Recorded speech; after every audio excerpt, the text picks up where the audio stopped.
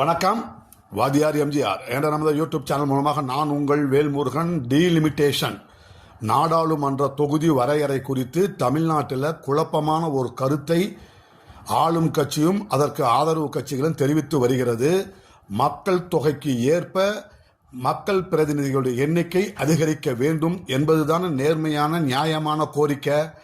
வட இந்தியாவிற்கும் தென்னிந்தியாவிற்கும் எந்த விதமான வித்தியாசமும் இல்லாமல், பாரபட்சம் இல்லாமல் ஒரே மாதிரியான நாடாளுமன்ற உறுப்பினர்களுடைய எண்ணிக்கை அதிகரிக்கப்பட வேண்டும் என்பதுதானே நேர்மையான கோரிக்கையாக இருக்கும். அதை விடுத்து இந்த 543 போதும்னா அது எப்படி சரியா இருக்கும்?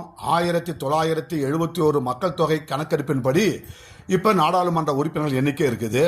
அன்றைக்கு ஒரு நாடாளுமன்ற தொகுதியில் இருந்த வாக்காளர்கள் மக்கள் தொகை எவ்வளவு, இன்றைக்கு ஒரு நாடாளுமன்ற தொகுதிக்கு இருக்கின்ற மக்கள் தொகை வாக்காளர்கள் எண்ணிக்கை எவ்வளவு, அதற்கு தகுந்தார் போன்று நமக்கு நாடாளுமன்ற உறுப்பினர்கள் மக்கள் பிரதிநிதிகள் தேவையா இல்லையா? அரசியல் அமைப்பு சட்டம் 81 மற்றும் 82 என்ன நமக்கு தேவையான திருத்தங்கள் தேவையோ அந்த திருத்தங்களை செய்து மக்களுடைய பிரதிநிதிகளுடைய எண்ணிக்கையை அதிகப்படுத்த வேண்டும் என்பதுதாங்களே கோரிக்கையா இருக்கணும். எம்பிக்களுடைய எண்ணிக்கை அதிகரிக்கின்ற பொழுது எம்பிக்களுக்கான தொகுதி மேம்பாட்டு நிதி அதிகரிக்கும்.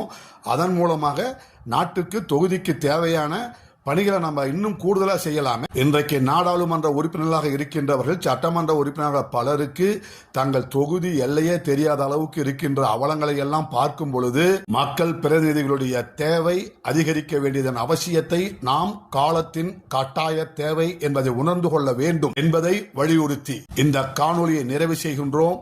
நன்றி, வணக்கம். வாழ்க தமிழ், வெல்க அனைத்து இந்திய அண்ணா திராவிட முன்னேற்ற கழகம்.